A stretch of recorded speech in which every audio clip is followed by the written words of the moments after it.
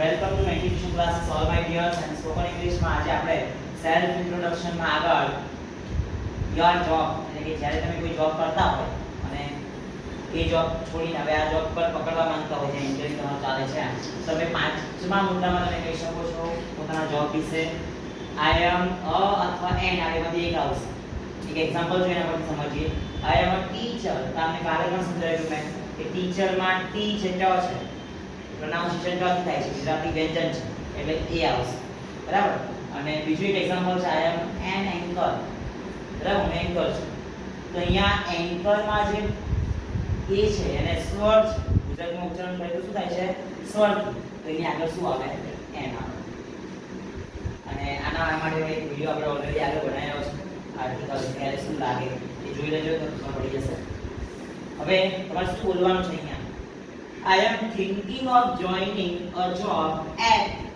પછી શું આવે કોઈ કંપનીનું નામ આવે તમે જે કંપનીમાં જોઈન કરવા માંગી રહ્યા છો આવું કરી શકો કે I am thinking of joining a job at Nirma company at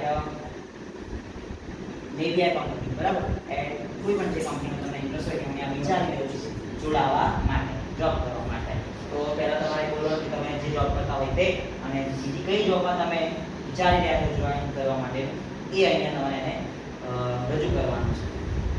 છે છઠ્ઠો મુદ્દો છે આપણો પર્સનાલિટી એટલે તમારો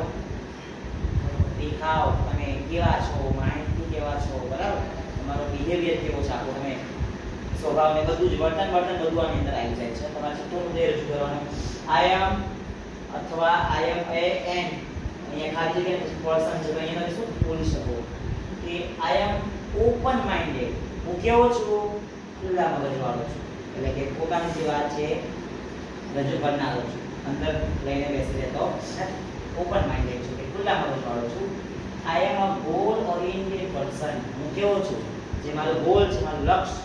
એટલે હું લક્ષી છું બરાબર જે મારા લક્ષ્યને ધ્યાનમાં રાખીને ચાલનારો માણસ છું વ્યક્તિ છું I am a creative and hard working people હું કેવો છું ક્રિએટિવ છું એટલે બધું સર્જન કરવા વાળો કંઈક નું કંઈક બનાવવાનું તૈયાર કરવા વાળો વ્યક્તિ છું એન્ડ હાર્ડ વર્કિંગ પીપલ અઘરા કામને ઉઠાવવા વાળો અને બધા ચેલેન્જીસ ને ઉઠાવવા વાળો વ્યક્તિ છું ચેલેન્જીસ પાર કરવા વાળો વ્યક્તિ છું અહીંયા છે એડજેક્ટિવ એટલે અહીંયા તમે આની જગ્યાએ શું લખી શકો બધું ઓપન માઇન્ડેડ જગ્યાએ તમે બ્રેવ લખી શકો